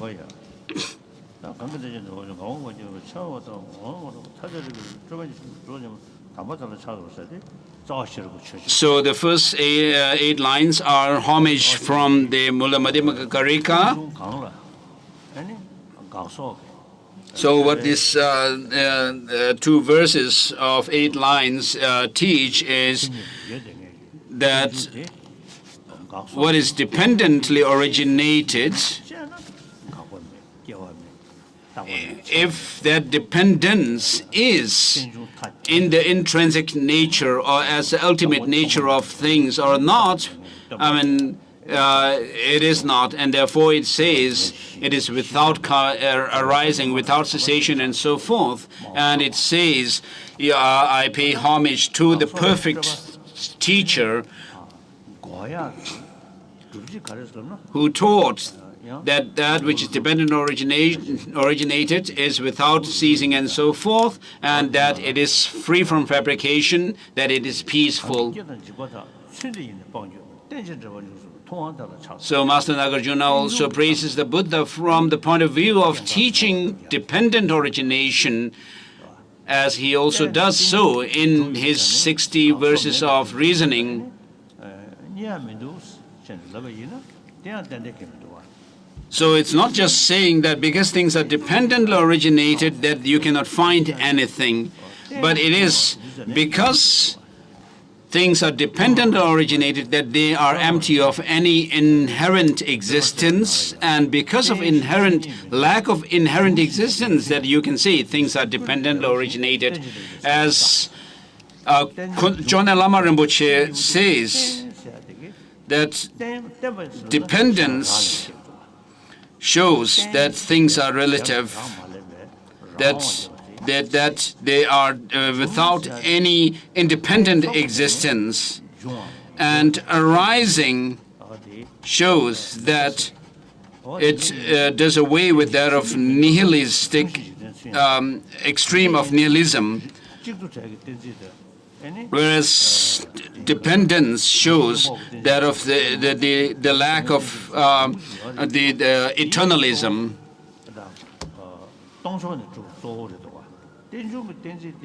So other reasonings that are used to prove emptiness are different from that of the reasoning of dependent origination. So by using the reasoning of dependent origination, you do away with both the extremes, whereas the other reasonings do not do that. So he who speaks on the basis of, so now we go through the text in praise of teaching dependent origination. He who speaks on the basis of seeing, this makes him a knower and a teacher unexcelled.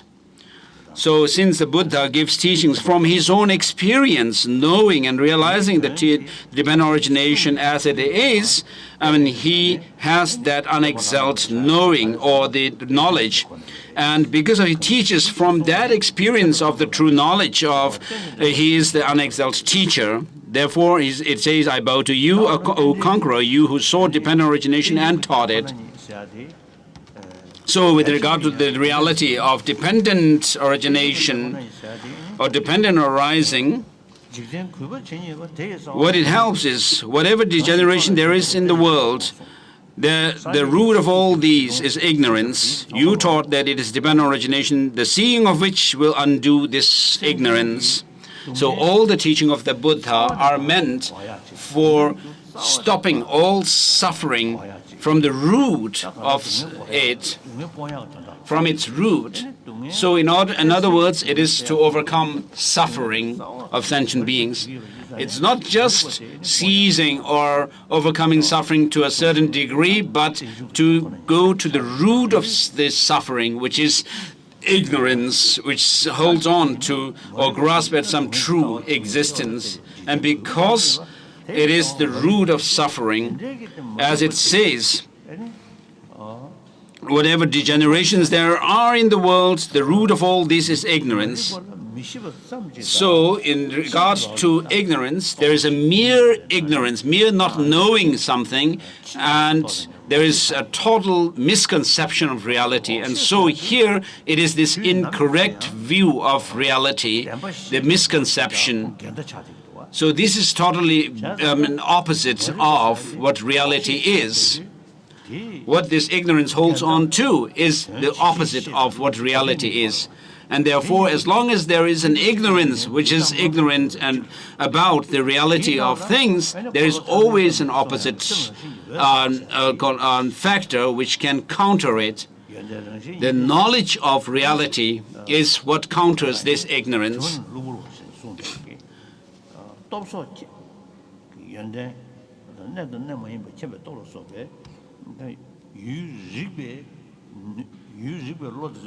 So, the Buddha's powers of knowing what is and what is not, and so forth,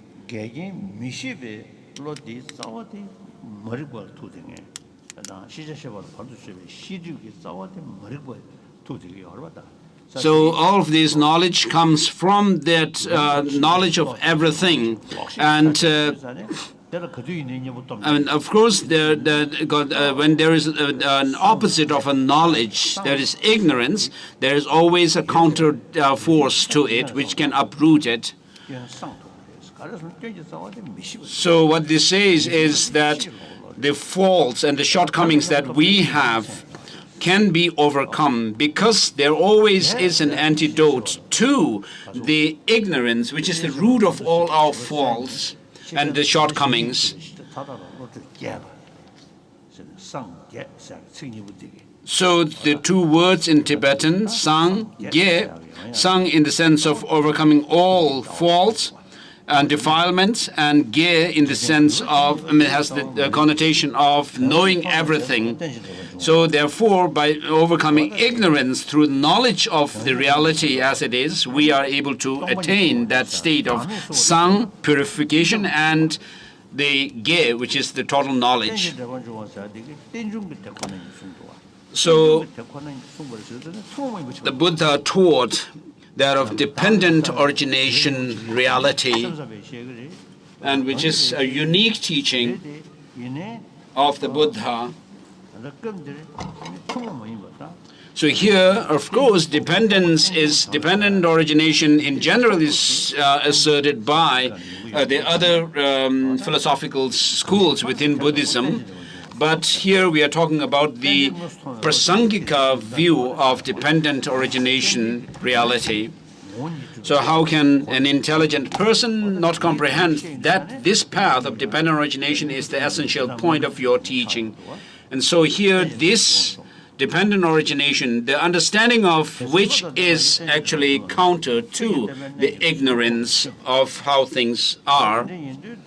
This being so, who will find, O Savior, a more wonderful way to praise you than to praise you for having taught this origination through dependence.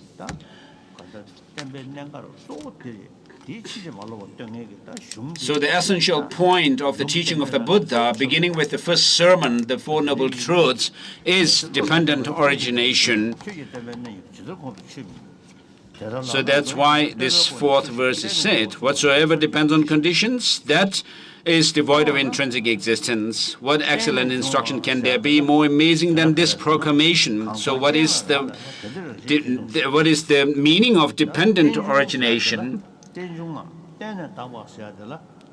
It says whatsoever depends on conditions, that is devoid of intrinsic existence.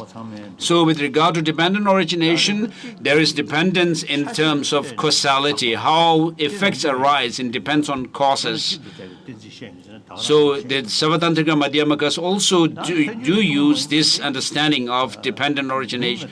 And then the second dependent origination, which is that of the dependence on the parts, a whole depending on its parts, which the Savatantrika Madhyamakas use when they use the reasoning of the lack of one and many to prove emptiness.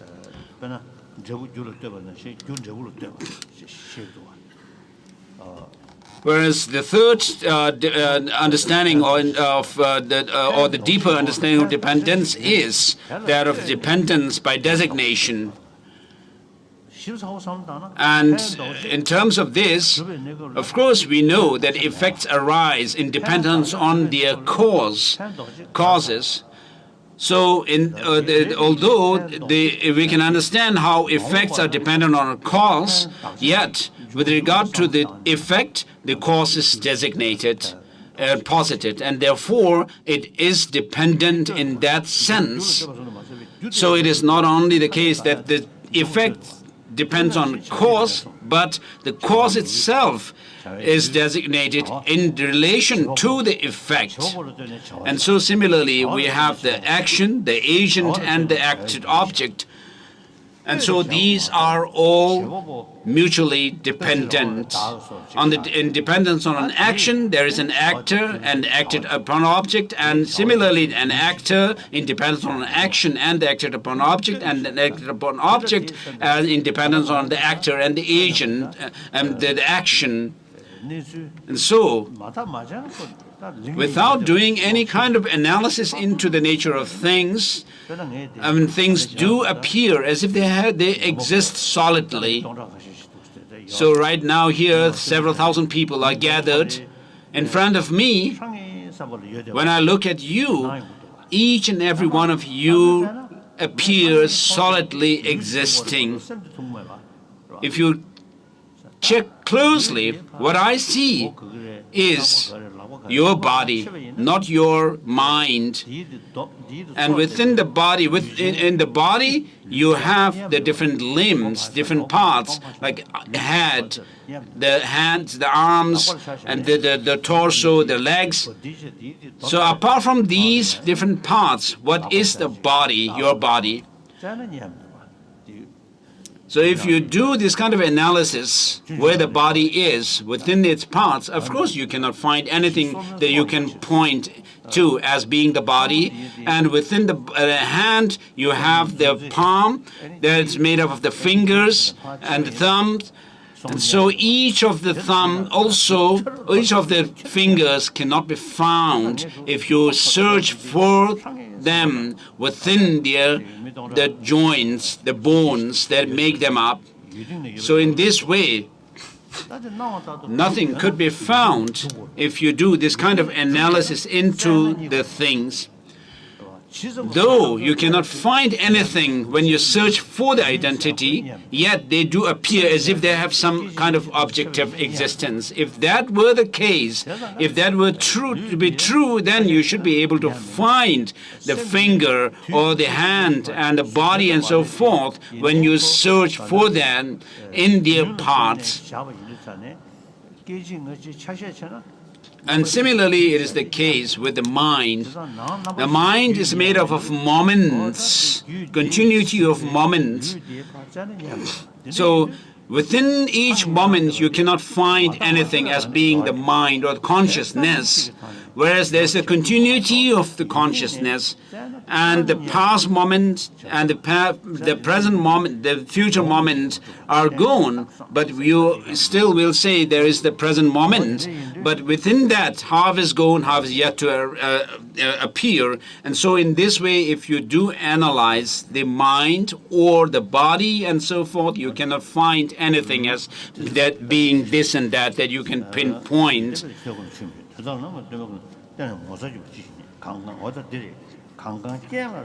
So whatever depends on conditions is devoid of intrinsic existence. What excellent instruction can there be more amazing than this proclamation?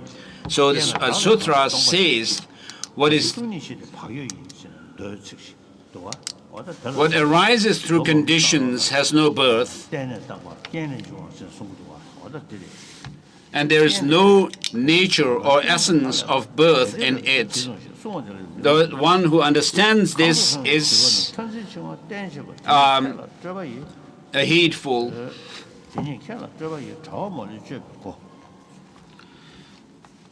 So by grasping at it, the child is strengthened bondage to extreme views. For the wise, this very fact is the doorway to cut free from the net of elaborations.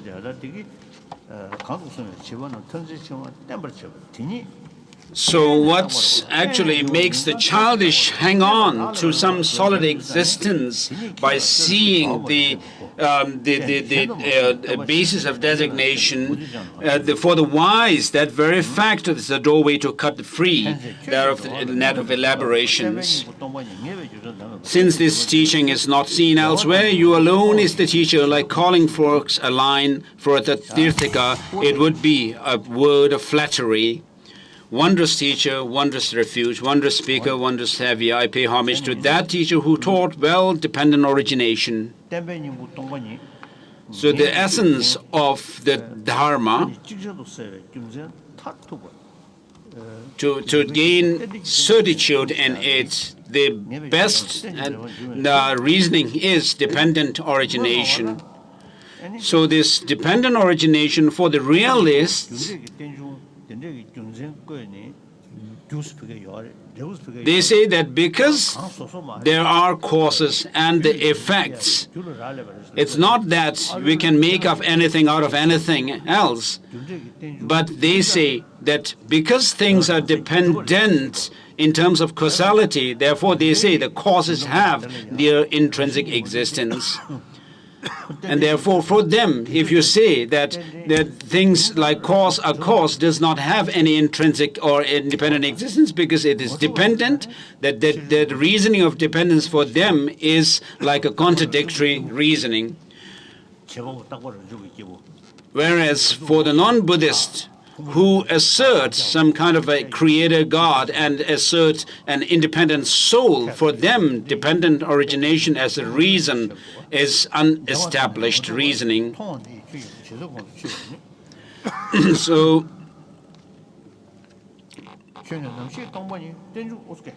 To help heal sentient beings, O benefactor, you have taught the peerless reason to ascertain emptiness, the heart of the teaching. This way of dependent origination, those who perceive it as contradictory or unestablished, how can they comprehend your system? For you, when one sees emptiness in terms of the meaning of dependent origination, then being devoid of intrinsic existence and possessing valid functions do not contradict. So because things are established by way of dependence, they do not have any intrinsic independent existence. Whereas when one sees the opposite, since there can be no function in emptiness, nor emptiness in what has functions, one falls into the dreadful abyss you maintain. Therefore, in your teaching, seeing dependent origination is hailed, that too not as an utter non-existence, nor as an intrinsic existence. The non-contingent is like a sky flower. Hence, there is nothing that is not dependent. If things exist through their essence, their dependence on cause and conditions for their existence is a contradiction. And so, Master Nagarjuna also says in his Mula Madhyamika Karika, the same reasoning, that if you see things to have intrinsically existent causes, then they cannot have any cause that produces them. So we do say that, oh, this is their nature, such and such thing is his nature, and therefore we say it cannot be changed. So therefore, since no phenomena exist other than origination through dependence, no phenomena exist other than being devoid of intrinsic existence, you taught, because intrinsic nature cannot be negated. If phenomena possesses some intrinsic nature, nirvana would become impossible and elaborations could not be ceased, you taught. Therefore, who could challenge you? You who proclaim with lion's roar in the assembly of learned ones repeatedly that everything is utterly free of intrinsic existence, that there is no intrinsic existence at all, and that all functions is as that this arising independence on that. What need is there to say that these two converge without conflict? So it is through the reason of dependent origination that one does not lean towards an extreme. That you have declared this excellently is the reason, O Savior, of your being an unexalted teacher. So all is devoid of essence, and from this arises that effect.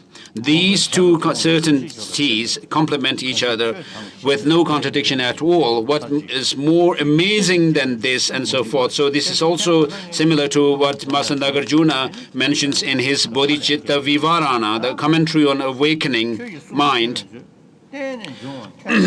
What more is amazing than this? What is more marvelous than this? If one praises you in this manner, this is real praise, otherwise not being enslaved by ignorance. Those who fiercely oppose you, what is so astonishing about their being unable to bear the sound of non-intrinsic existence, but having accepted dependent origination, the precious treasure of your speech, then not tolerating the roar of emptiness, this I find amazing indeed.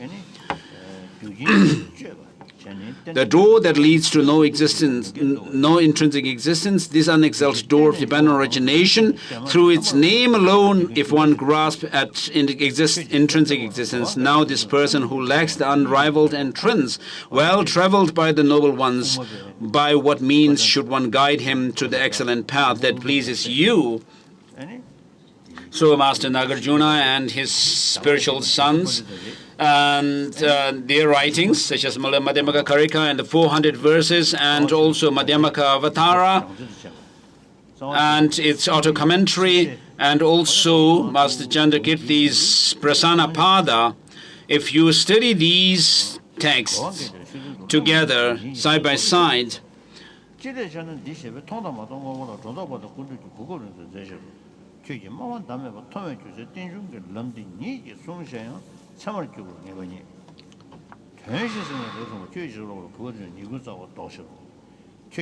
so verse number 31, 32,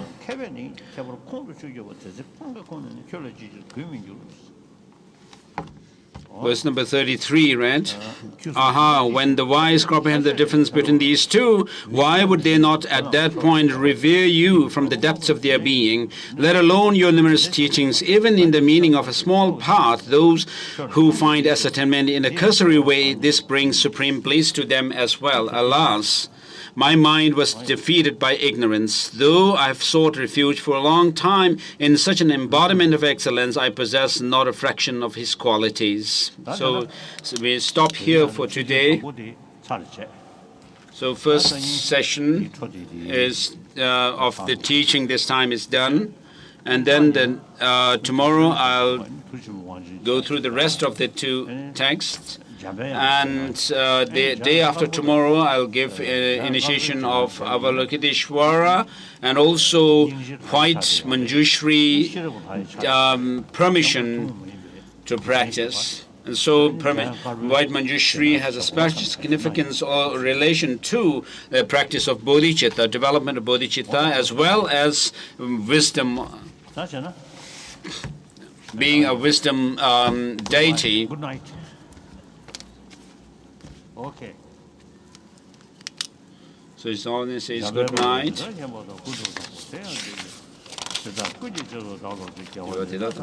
Dedication verses.